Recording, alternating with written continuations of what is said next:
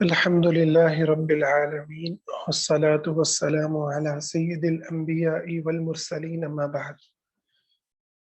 آج ہم دوسری حدیث پڑھنے لگے ہیں صحیح بخاری شریف کی، اور کتاب ہماری جو چل رہی ہے وہ ہے وحی کا بیان۔ اس حدیث میں ام المؤمنین عائشہ رضی اللہ تعالی عنہا راوی ہیں، وہ بیان کرتی ہیں کہ ایک شخص حارث بن ہشام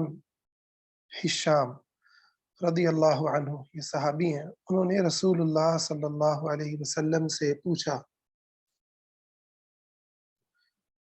کہ آپ پر وحی کیسے نازل ہوتی ہے، کیف یأتیک الوحی، وحی آپ پر کیسے نازل ہوتی ہے، کیا کیفیت ہوتی ہے؟ تو رسول اللہ صلی اللہ علیہ وسلم نے فرمایا احیانا یأتینی مثل صلصلۃ الجرس، کبھی وحی کی نازل ہوتے وقت مجھے جیسے گھنٹی کی آواز ہوتی، گھنٹی کی سی آواز، یعنی کہا گھنٹی کی بلکہ اس جیسی آواز محسوس ہوتی ہے، اور وحی کی یہ کیفیت میرے اوپر سب سے زیادہ شدید ہوتی ہے، اور جب یہ کیفیت مجھ سے ختم ہوتی ہے تو میرے دل اور دماغ پر فرشتے کے ذریعے نازل شدہ وحی محفوظ ہو جاتی ہے، اور کسی وقت ایسا ہوتا ہے وَأَحْيَانًا يَتَمَثَّلُ لِي الْمَلَكُ رَجُلًا فَيُكَلِّمُنِي فَأَعِي مَا يَقُولُ، فرشتہ انسان کی شکل میں میرے پاس آتا ہے، مجھ سے کلام کرتا ہے، اور میں اس کی ہوئی بات کو یاد رکھ لیتا ہوں۔ عائشہ رضی اللہ تعالی عنہ فرماتی ہیں وَلَقَدْ رَأَيْتُهُ يَنزِلُ عَلَيْهِ الْوَحْيُ، میں نے دیکھا کہ رسول صلی اللہ علیہ وسلم پر وحی نازل ہوتی تھی، فی الیوم الشدید البرد، ایک ایسے دن میں کہ جو شدید سردی کا دن ہوتا تھا، اور آپ کی کیفیت یہ ہوتی تھی فَيَفْصِمُ عَنْهُ سر آواز وَإِنَّ نہیں آ رہی آپ کی۔ جَبِينَهُ لَيَتَفَصَّدُ عَرَقًا، کہ آپ کے اوپر یہ اتنا بھاری گزرتا کہ آپ کی پیشانی پسینے سے شرابور ہو جاتی۔ تو یہ آپ صلی اللہ علیہ وسلم کی وحی کی کیفیات کو بیان کیا گیا ہے۔ وحی ایک ایسی چیز ہے، اس پر ایمان، کہ حقیقت ہے کہ اس پر جتنا زیادہ غور کیا جائے اور جتنا زیادہ انسان اس کو محسوس کرے، اتنا اسلام کی سچائی، اللہ کی باتوں کی حقانیت، رسول صلی اللہ علیہ وسلم کی بلند منزلت اور مقام و مرتبہ ہمارے سامنے اس قدر واضح ہوتا ہے کہ یہ جو دین آج ہمارے پاس ہے، یعنی سبحان اللہ، آپ تصور کریں کہ یہ بات اما عائشہ نے کس کو کہی ہے، ذرا آپ سند دیکھیں۔ ہشام بن عروہ اپنے والد سے روایت کرتے ہیں، اور وہ ام المؤمنین عائشہ رضی اللہ تعالی عنہا سے روایت کرتے ہیں، اور اما عائشہ آگے یہ واقعہ سنا رہی ہیں کہ حارث ہشام ایک صحابی آئے اور انہوں نے رسول صلی اللہ علیہ وسلم سے یہ پوچھا۔ ذرا کیفیت، ذرا اس چیز کو سوچیں اور تصور کریں کہ ایک بات جو اما عائشہ نے آج سے 1400 سال پہلے، 1300 سال پہلے، 1400 سال پہلے کی بات ہے، اپنے شاگرد کو کہی، اور انہوں نے اپنے شاگرد کو کہی، اور یہ انہی زمانوں میں کتابوں میں محفوظ ہو گئی۔ آج میں اور آپ اور ہمیں بھی یہ ایسے نہیں ملی، ایک دم دریافت ہو گئی، بلکہ میں نے آپ کو بتایا کہ درس شروع ہمارا جو پہلا سبق تھا کہ میں نے اپنے استاد سے پڑھا، انہوں نے اگلے استاد سے پڑھا، اور ہماری پوری سند امام بخاری تک جاتی ہے۔ تو منوعاً وہ لفظ جو نبی کریم صلی اللہ علیہ وسلم نے بیان فرمائے وہ آج ہمارے پاس موجود ہیں۔ آپ ذرا تصور کریں، اللہ اکبر۔ اور یہ جو اللہ نے دین نازل کیا ہے، یہ محض آپ کے دل پر کوئی القاء نہیں ہے کہ بس آپ کے دل میں ایک بات ڈال دی گئی۔ ایسا بھی ہوتا تھا، وحی کی مختلف قسمیں ہیں، انشاءاللہ وہ بھی ہم پڑھتے ہیں، جیسا کہ اس حدیث میں بھی بیان ہوا ہے۔ دو شکلیں تو آپ نے بھی بیان فرمائی کہ گھنٹی کی سی آواز مجھے آتی ہے، یہ سب سے زیادہ مجھ پر شدید ہوتی ہے، اور کبھی فرشتہ انسانی شکل کے اندر آتا ہے، جیسے جبریل امین کی معروف حدیث ہے علیہ السلام، حدیث جبریل کے نام سے، جس میں وہ اسلام، ایمان، احسان کی تعلیم دیتے ہیں ایک انسانی شکل میں آ کے۔ تو سوچئے آج ہم جس دین کے اوپر ہیں، یہ وہ دین ہے جو اللہ نے محض اپنے نبی کے دل میں بات نہیں ڈال دی، بلکہ آسمان سے اس کو باقاعدہ فرشتہ لے کر کے نازل ہوا، اور اس فرشتے نے وہ پیغام اللہ تعالیٰ کا آپ صلی اللہ علیہ وسلم کو پہنچایا۔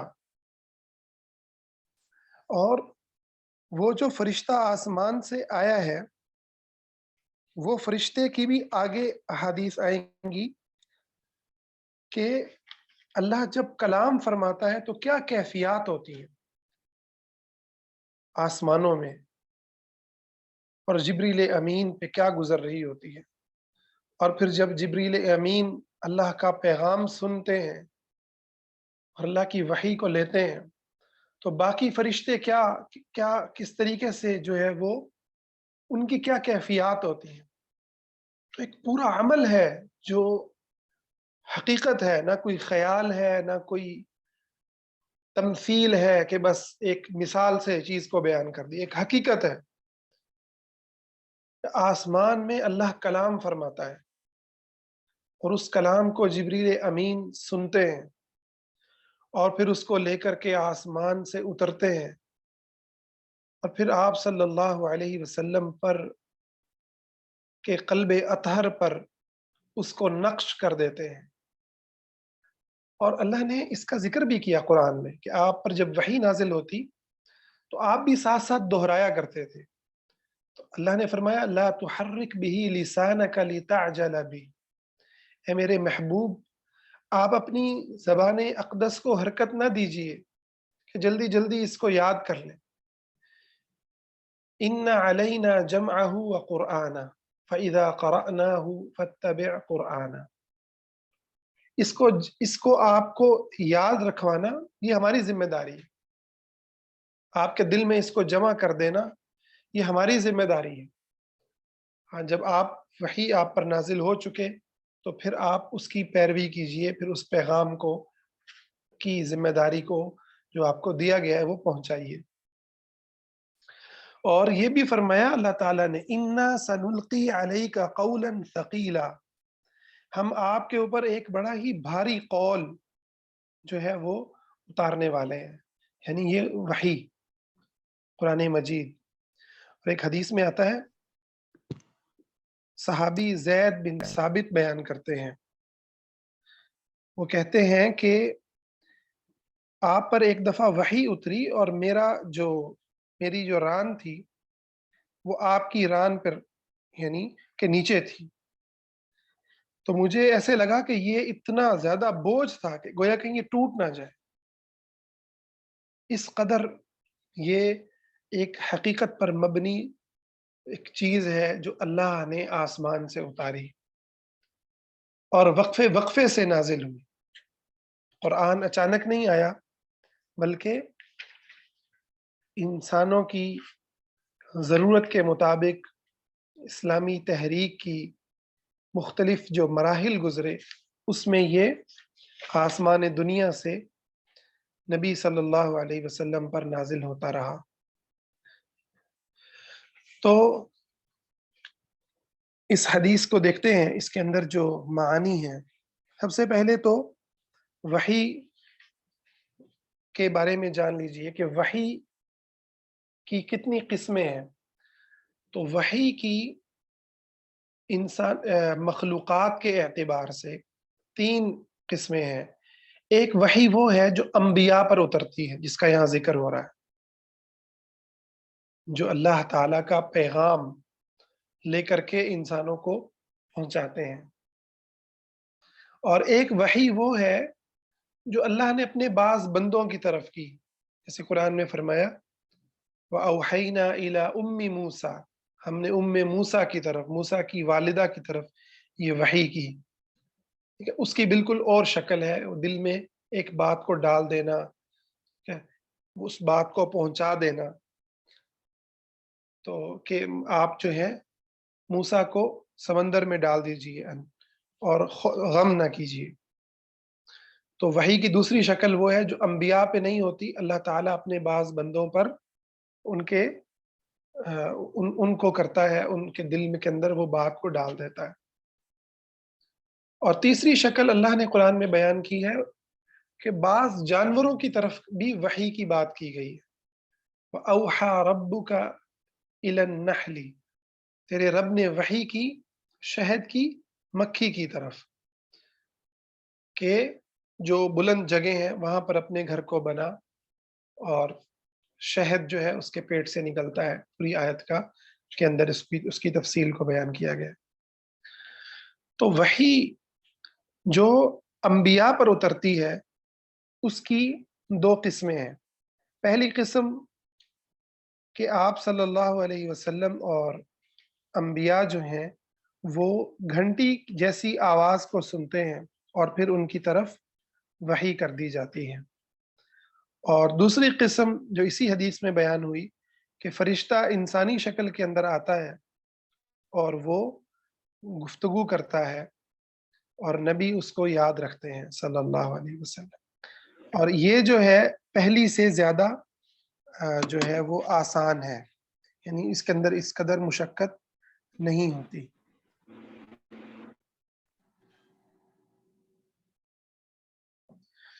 अच्छा,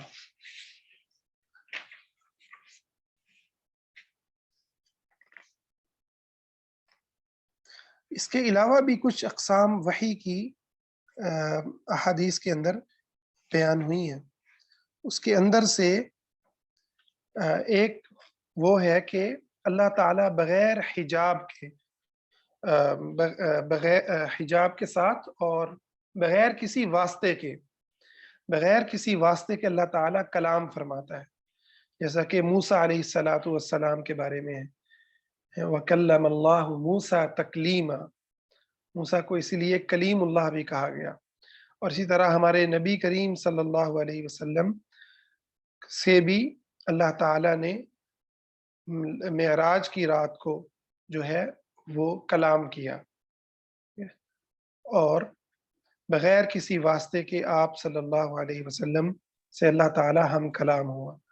ये तीसरी शक्ल है।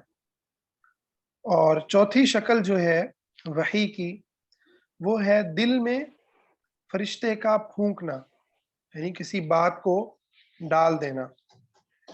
हदीस के अंदर आता है, आप सल्लल्लाहु अलैहि वसल्लम ने फरमाया आप सल्लल्लाहु अलैहि वसल्लम ने फरमाया, इन्ना रूहुल कुदस, कि जो जिब्रील अमीन है, उन्होंने नफ़सा फ़ी रऊई, उन्होंने मेरे दिल के अंदर ये बात जो है वो डाल दी, अन्नहु लन तमूत नफ्सुन हत्ता तस्तकमिला रिज़्क़हा व अजलहा, कि कोई भी जो है वो जान नहीं फौत होगी जब तक कि वो अपने रिज़्क़ को मुकम्मल ना कर ले, और अपनी जो ज़िंदगी अल्लाह ने उसकी लिख दी है उसको वो मुकम्मल तौर पर जी ना ले जितनी अल्लाह ने लिख दी है।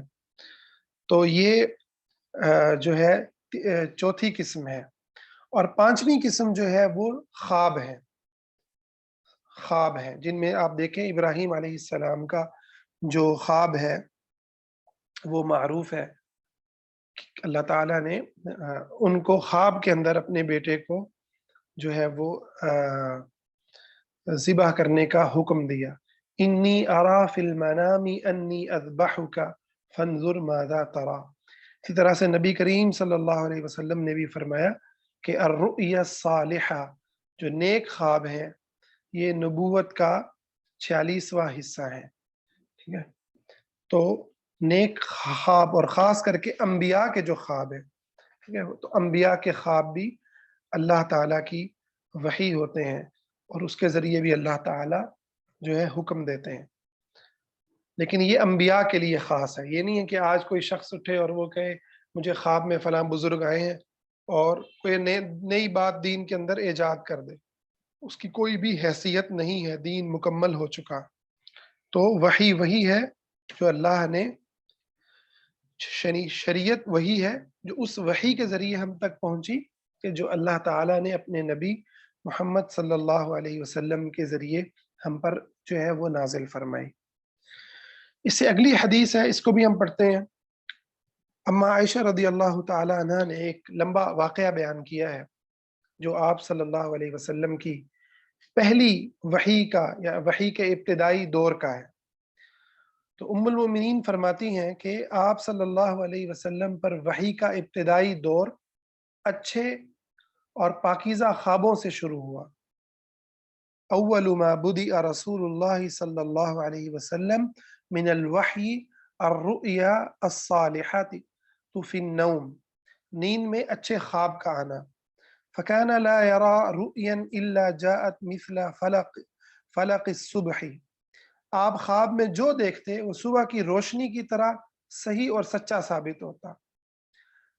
پھر اگلا مرحلہ یہ آیا کہ آپ نے تنہائی اختیار کر لی، خلوت کو اختیار کر لیا، اور آپ غار حرا میں خلوت نشینی اختیار فرماتے اور کئی کئی دن اور رات وہاں مسلسل اللہ تعالیٰ کی یاد اور ذکر کے اندر مشغول رہتے، اور جب تک گھر آنے کو دل نہ چاہتا توشہ یعنی کھانے پینے کی جو اپنی چیزیں ہیں وہ ساتھ لے لیتے اور وہاں رہتے، اور جب توشہ ختم ہوتا تو اپنے گھر اہلیہ محترمہ سیدہ خدیجہ رضی اللہ تعالی عنہ کے پاس تشریف لاتے، اور پھر دوبارہ وہاں سے کچھ کھانا لے کر کے دوبارہ خلوت گزیں ہو جاتے۔ یہی طریقہ آپ کا جاری رہا یہاں تک کہ حتی جاءہ الحق، یہاں تک کہ آپ کے پاس حق آ گیا، یعنی وحی آ گئی، اور وہ حق کیا آیا اس کو بیان کیا کہ وَهُوَ فِي غَارِ الْحِرَا، آپ غار حرا میں تھے۔ فَجَاءَهُ الْمَلِكُ، فرشتہ آیا، فَقَالَ اقرأ، اور اس نے کہا پڑھو۔ آپ نے فرمایا میں نے پڑھا ہوا، میں پڑھا ہوا نہیں ہوں، یعنی میں پڑھنا لکھنا نہیں جانتا۔ تو آپ نے فرمایا کہ اس نے مجھے پکڑا اور مجھے بھینچا، فَأَخَذَنِي فَغَطَّنِي، اس نے مجھے بھینچا اور اتنے زور سے بھینچا کہ میری طاقت جواب دے گئی، اور پھر اس نے مجھے چھوڑ کر کہا کہ پھر دوبارہ یہی کہا اقرأ، پڑھیے۔ تو آپ نے فرمایا کہ میں نے پھر وہی جواب دیا کہ میں پڑھنا نہیں جانتا۔ اس فرشتے نے مجھ کو پھر دوبارہ نہایت ہی زور سے بھینچا اور مجھ کو سخت تکلیف محسوس ہوئی، پھر اس نے کہا پڑھیے، اور میں نے کہا میں پڑھا ہوا نہیں ہوں۔ فرشتے نے تیسری مرتبہ پھر مجھے بھینچا اور چھوڑ دیا اور کہنے لگا اقرأ بسم ربک الذی خلق، خلق الانسان من علق، اقرأ وربک الاکرم، یہ وحی کے پہلے الفاظ ہیں کہ پڑھیے اپنے رب کے نام کی مدد سے جس نے آپ کو پیدا کیا اور انسان کو خون کی پھٹکی سے بنایا، اور پڑھیے آپ کا رب بہت ہی مہربانیاں کرنے والا ہے۔ تو رسول اللہ صلی اللہ علیہ وسلم اس حال میں جبرائیل سے یہ وحی سن کر کے واپس ہوئے کہ آپ کا دل اس واقعے سے کانپ رہا تھا۔ یہ لفظ ہے حدیث کے، یرجف فؤادہ، آپ کا دل کانپ رہا تھا، اور آپ خدیجہ رضی اللہ تعالی عنہ کے پاس آئے اور فرمانے لگے زمیلونی زمیلونی، مجھے چادر اڑا دو، مجھے چادر اڑا دو۔ تو آپ کو انہوں نے چادر اڑا دی، یہاں تک کہ جب آپ کا خوف ختم ہو گیا تو آپ نے خدیجہ رضی اللہ تعالی عنہ کو پورا واقعہ سنایا اور کہا لقد خشیت علی نفسی، اب تو مجھ کو اپنی جان کا خوف ہو گیا۔ تو خدیجہ رضی اللہ تعالی عنہا نے اس وقت یہ الفاظ کہے جو سونے کے پانی سے لکھنے کے لائق ہیں، اور آپ صلی اللہ علیہ وسلم کا وہ ابتدائی تعارف ہے جو آپ کی 40 سال کی زندگی کا نچوڑ تھا۔ فرمایا کلا واللہ ما یخزیک اللہ ابدا، اللہ کی قسم اللہ آپ کو کبھی رسوا نہیں کرے گا۔ کیوں نہیں رسوا کرے گا؟ انک لتصل الرحم، آپ صلہ رحمی کرنے والے ہیں، وتحمل الکل، اور آپ بے کسوں کا بوجھ اپنے سر پر رکھ لیتے ہیں، وتکسب المعدوم، مفلسوں کے لیے کماتے ہیں، وتقری الضیف، مہمان نوازی میں بے مثال ہیں، وتعین علی نوائب الحق، مشکل وقت میں حق کا ساتھ دیتے ہیں۔ یہ آپ کی صفات بیان فرمائیں، اور اس کے بعد وہ خدیجہ رضی اللہ تعالی عنہا کہتی ہیں کہ انہوں نے آپ کو لیا اور ورقہ بن نوفل کے پاس لے گئیں جو آپ کے چچا زاد بھائی تھے، اور زمانہ جاہلیت میں وہ نصرانی مذہب اختیار کر چکے تھے اور عبرانی زبان کے کاتب تھے اور انجیل کو لکھا کرتے تھے عبرانی کے اندر، اور بڑی بزرگ عمر تھے۔ تو خدیجہ رضی اللہ عنہا ان کے پاس جا کر کہنے لگی ہیں، فقالت له خدیجہ یا ابن عم، اے میرے چچا کے بیٹے، اسمع من ابن اخی کا، اپنے بھائی کے بیٹے یعنی بھتیجے سے سنو وہ کیا کہتا ہے۔ تو ورقہ بن نوفل نے کہا اے میرے بھتیجے، تم نے کیا دیکھا، کیا واقعہ ہوا؟ تو آپ صلی اللہ علیہ وسلم نے ان کو پورا واقعہ سنایا۔ تو انہوں نے کہا یہ وہی فرشتہ ہے جو اللہ نے موسیٰ علیہ السلام پر اتارا تھا، اے کاش میں اس وقت جوان ہوتا کہ جب آپ کی قوم آپ کو نکال باہر کرے گی۔ بلکہ یعنی اس نے زندگی کی بات کی، میں اس ایک روایت کے اندر ہے لیتنی اکون حیا، میں اس وقت تک زندہ رہوں کہ جب آپ کے ساتھ یہ واقعہ ہوگا کہ آپ کی قوم آپ کو اس شہر سے نکال دے گی۔ آپ صلی اللہ علیہ وسلم نے یہ سن کر حیرانگی سے پوچھا او مخرجیہم، کیا وہ مجھے نکال دیں گے؟ میری اتنی عزت اور میری اتنی تعظیم اور میرے سے اتنی محبت کرنے والے مجھے نکال دیں گے؟ انہوں نے کہا ہاں، کیوں نکالیں گے؟ لم یأتی رجل قط بمثل ما جئت به الا عودیا، جو شخص بھی آپ کی طرح حق کی دعوت کو لے کر کے آیا لوگ اس کے دشمن ہی ہوئے ہیں، اور اگر مجھے آپ کی نبوت کا وہ زمانہ مل جائے تو میں آپ کی پوری پوری مدد کروں گا۔ لیکن ورقہ بن نوفل اس کے بعد وفات پا گئے، اور پھر کچھ عرصے تک وحی بھی رکی رہی۔ تو اللہ اکبر، آپ دیکھیں کہ پہلی وحی کے واقعے کو ہم سب جانتے ہیں، لیکن ہم اس پر غور نہیں کرتے ہیں کہ کتنی بڑی بات ہے۔ اسی لیے صفیہ رضی اللہ تعالی عنہا کے پاس ابو بکر اور عمر گئے نبی صلی اللہ علیہ وسلم کی وفات کے بعد، تو وہ رونے لگی۔ تو انہوں نے کہا کہ آپ کیوں روتی ہیں؟ انہوں نے کہا میں اس لیے روتی ہوں کہ آسمان سے وحی آنا بند ہو گئی۔ اتنا بڑا واقعہ ہے کہ آسمان سے وحی آتی تھی، آسمان سے جبریل امین اس زمین پہ، زمین کے سب سے مقدس اور سب سے اطہر اور پاکیزہ ٹکڑے پر اترتے، اور اس میں کائنات کی سب سے مقدس ہستی محمد مصطفیٰ صلی اللہ علیہ وسلم کے قلب اطہر پر اللہ کے کلام کو نقش فرماتے، اور وہ پھر کلام قرآن کی شکل میں نبی کریم صلی اللہ علیہ وسلم اپنے صحابہ کو سکھاتے اور احادیث کی شکل کے اندر اس کی تعلیم دیتے، اس کتاب کی تشریح اور تفسیر بیان فرماتے۔ تو یہ وحی ہے جو آسمانوں سے اتری ہے اور جو ہمارے دین کی بنیاد ہے۔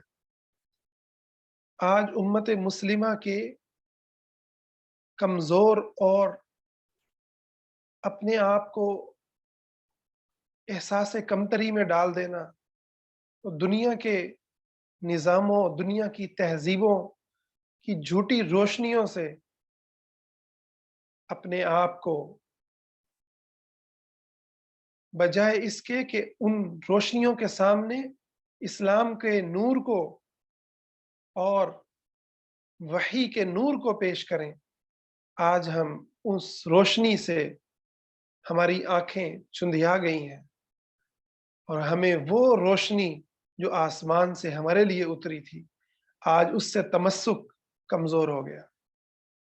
اس کی وجہ یہ ہے کہ ہم ایمان کی ان کیفیات کے اوپر، ان احادیث کے ان قلبی اور وجدانی اور نفسیاتی جو اور ایمانی جو ہمارے دل پر اثرات پڑتے ہیں، ہم اس پر تفکر نہیں کرتے، ہم غور نہیں کرتے۔ قرآن سب سے پہلے آپ کو غور کی دعوت دیتا ہے۔ افلا یتدبرون القرآن، کیا یہ قرآن میں غور نہیں کرتے؟ اور غور کرنے کی سب سے بڑی چیز کیا ہے؟ سب سے بڑی چیز یہ ہے، اللہ اکبر، اللہ تعالیٰ نے سورۃ الرحمن کا نام بھی الرحمن ہے، اور اس سورت کا آغاز بھی اللہ کی اسی صفت سے ہو رہا ہے۔ اللہ نے کیا بیان کیا؟ الرحمن، رحمان، اور رحمان کی سب سے بڑی جو رحمت ہے وہ کیا بیان فرمائی؟ فرمایا علم القرآن، اس نے قرآن سکھایا۔ الرحمن علم القرآن، اس نے قرآن سکھایا۔ اور قرآن کیا ہے؟ القرآن کلام اللہ، اللہ کا کلام ہے۔ اللہ تعالیٰ نے، یعنی کچھ لوگ کہتے ہیں کہ قرآن جو ہے وہ ایک ایسے معانی ہے جو بس جو ہے نا وہ نبی علیہ الصلوۃ والسلام کے دل میں ڈال دیے گئے، اب جو الفاظ ہیں وہ حضور کے ہیں۔ یہ بالکل باطل بات ہے۔ بلکہ آپ دیکھیں کہ امام احمد بن حنبل نے جو ماریں کھائی ہیں اور ان کو کوڑے مار مار کے جس بات پہ زخمی کیا گیا، وہ کیا بات تھی؟ وہ یہی بات تھی کہ وہ یہ کہتے تھے قرآن مخلوق نہیں ہے، اللہ نے اس کو پیدا نہیں کیا۔ اس بات کے اوپر اتنی ماریں کھانا اور اس بات کے اوپر ڈٹ جانا کہ بادشاہ وقت کہتا ہے کہ قرآن کو مخلوق کہہ دو، اللہ نے پیدا کیا یہ کہہ دو، لیکن وہ کہتے ہیں نہیں، اللہ کا کلام ہے۔ کیونکہ اللہ کا جب آپ کلام مانتے ہیں نا، یقین مانے آپ کا دل دہل کے رہ جاتا ہے کہ میرے پاس کیا چیز ہے جس کو میں پڑھ رہا ہوں، کیا چیز ہے، کیا نعمت ہے، اور ایک وقت آنے والا ہے۔ مجھے بھی یہ پیغام ہے اور آپ کو بھی یہ پیغام ہے کہ ایک وقت آنے والا ہے کہ اس زمین سے قرآن اٹھا لیا جائے گا۔ صفحے تو ہوں گے مگر ان میں الفاظ نہیں ہوں گے۔ اس دن انسانیت توبہ کرنے چاہے گی مگر توبہ کے راستے نہیں ہوں گے۔ آج ہے یہ ہمارے ہاتھوں میں، آج ہے ہماری نگاہوں میں، آج ہے ہماری دسترس میں وہ کلام جو اللہ نے جس سے حقیقتاً کلام فرمایا، آواز کے ساتھ کلام فرمایا۔ اہل سنت کا عقیدہ ہے اللہ نے صوت کے ساتھ یعنی آواز کے ساتھ کلام فرمایا، اس کے حروف بھی خدا کی طرف سے ہیں۔ اور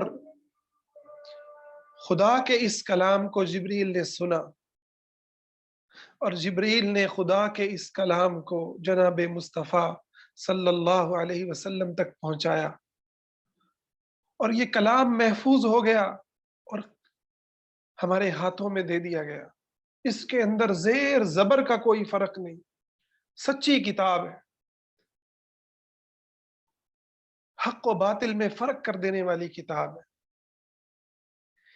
اس خدا کی وحی کو، اس خدا کے کلام کو چھوڑ کر ہم انسانوں کے بنائے ہوئے قوانین کو اپنے معاشروں میں نافذ کرتے پھریں، اپنی ریاستوں میں نافذ کرتے پھریں، اپنی عدالتوں میں نافذ کرتے پھریں۔ اس خدا کے نازل کردہ قوانین کو انسانوں کی فلاح و بہبود، خوشحالی، امن و سلامتی کے اصول و ضوابط کو ہم چھوڑ کے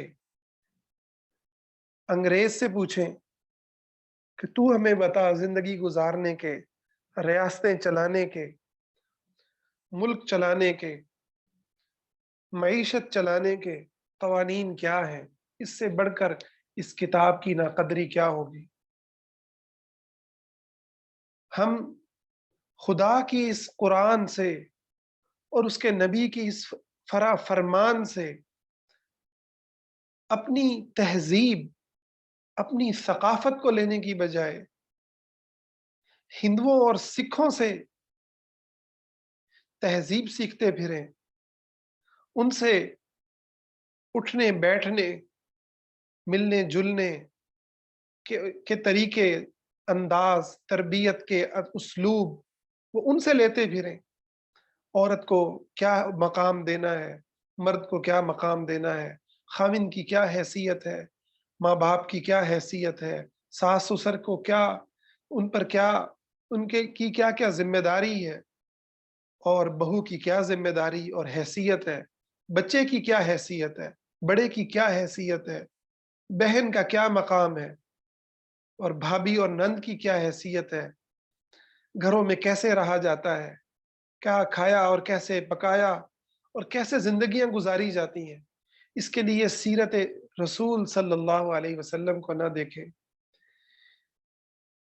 حلال اور حرام کی تمیز کو چھوڑ کر ہم اپنی خواہشات نفس کے پیچھے کبھی بھاگتے پھریں، کبھی آباء و اجداد کے راستوں پہ بھاگتے پھریں، کبھی انگریزوں کے بنائے ہوئے نظاموں کو زندگیوں میں نافذ کرتے پھریں، تو یقین مانے ہم سے بڑھ کر اس قرآن کی ناقدری کرنے والا کون ہوگا۔ دل میں سوال آتا ہے کہ اللہ تعالیٰ اتنا زیادہ ایسے کیسے وہ رحیم ذات برداشت کرے گی، جو ماؤں سے زیادہ رحیم ہے، کہ انسانوں کو جہنم میں ڈال دے گا ہمیشہ ہمیشہ کے لیے، کافر جہنم میں ہمیشہ ہمیشہ جلتے رہیں گے۔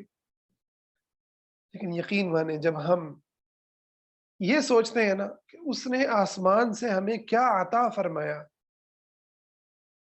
اور کون سے نبی عطا فرمائے، اور پھر کیسے وحی کی حفاظت فرمائی، اور پھر توبہ کے دروازے کو کیسے کھلا رکھا، اور وہ ہر رات آسمان دنیا پہ نزول فرما کے انسانوں کو کیسے پکارتا ہے کہ آؤ اللہ تعالیٰ کی طرف، توبہ کی طرف، اللہ سے مانگو، اور یہ انسان پھر اس کے ساتھ کفر کرے، پھر اس کی بغاوت کرے، پھر اس کے نازل کردہ دین کو لپیٹ کے رکھ دے، اس کی وحی کو کہے کہ مسجدوں اور مدرسوں کے لیے رہ گئی، عبادت گاہوں کے لیے رہ گئی، سیکولرزم کے اور لبرلزم کے کفریہ ان نظریات کو اپنائے کہ جو خدا کی وحی کا مذاق اڑاتے ہیں، اس کی تذلیل کرنے والے ہیں۔ اس قابل ہی نہیں سمجھا جاتا خدا کی وحی کو، تو اس سے پوچھ تو لیں۔ یہی فرق ہے ایک مسلمان میں اور ایک خدا کے باغی میں۔ مسلمان گناہ گار ہو سکتا ہے اور گناہ کرتا ہے، مگر وہ شرمندہ ہوتا ہے، اللہ رب العزت کے سامنے جھکنے والا ہوتا ہے، جبکہ اللہ کا جو باغی ہے جو جو کفر کرنے والا ہے، جو مؤمن نہیں ہے، کافر ہے، وہ اللہ رب العزت کو اس لائق ہی نہیں سمجھتا کہ اس سے معافی مانگے، اس کے سامنے جھکے، اپنے گناہ کا اعتراف کرے، اس کے نازل کردہ دین کو زندگی کے ہر میدان میں حتمی اور یقینی سمجھے۔ کبھی کہتا ہے 1400 سال پرانی شریعت آج انسانوں کو کیسے یہ چلائے گی، 1500 سال گزر گئے۔ لیکن جو یہ ایمان رکھتا ہے کہ یہ وہ وحی ہے جو آسمان سے اتری ہے، اور اس رب سے اتری ہے جو کائنات کا رب ہے، زمین و آسمان، پوری انسانیت، اور انسانیت کیا ہے، یہ زمین کیا ہے، یہ سورج اور چاند کیا ہے، نہ جانے اس کائنات میں کیسے کیسے سیارے اور کیسی کیسی اس کی مخلوقات ہیں جن کا تصور ہی نہیں ہو سکتا، کتنی عظیم اور کتنی بڑی مخلوقات ہیں۔ ان سب کا تنہا خالق مالک رب کبریا، اس نے جو آسمان سے انسانوں کے لیے اتارا ہے وہی حق ہے۔ تو آئیے اس یقین کو اپنے دلوں کے اندر مضبوط کریں، اور اس پیغام کو اپنی نسلوں تک پہنچانے کی فکر کریں کہ ان کے دلوں میں کانٹ اور فرائڈ اور اس طرح کے دیگر کافروں کے فلسفے، ارسطو اور افلاطون کی حکمتیں، ان کے دلوں میں ان کا روب نہ بیٹھے، بلکہ روب بیٹھے تو آسمان سے اترنے والی وحی کا بیٹھے، انبیاء کے اس کلام کا بیٹھے کہ جو کلام اللہ کی وحی ہے۔ اللہ تعالی ہماری نسلوں کی حفاظت فرمائے، ایمان پر زندہ رکھے، ایمان پر موت دے، آمین یا رب العالمین۔ اچھا، آپ حضرات میں سے جو بھی کوئی سوال کرنا چاہیں وہ مجھے واٹس ایپ کر سکتے ہیں، کیونکہ میرے پاس وقت کی کچھ قلت ہوتی ہے۔ تو ہم اس طرح کر لیا کریں گے کہ ہفتے میں ایک دن سوالات کے لیے رکھ لیا کریں گے، تو سوالات لکھ بھی سکتے ہیں، لکھ لیں تو زیادہ بہتر ہے، اور رومن اردو کی بجائے اگر جو دوسری اردو ہے، صحیح کیا اس کو کہتے ہیں، مجھے تو اس کا صحیح نام بھی نہیں پتا، اس کے اندر لکھ لیں۔ اور دوسرا جو ہے یا وائس ریکارڈ کر کے میرے نمبر پہ آپ لوگ بھیج سکتے ہیں، میں اپنا نمبر یہاں شیئر کر دیتا ہوں کہ 0302337279۔ تو السلام علیکم میں سر، اگلی ایک چھوٹا سا ملاقات سوال تھا کہ یہ جو سیکھنے میں آپ مزید۔ جس بک سے آپ تشریح پڑھا رہے ہیں بارک اللہ کیا وہ فیکم، السلام علیکم ورحمۃ اللہ وبرکاتہ۔ وعلیکم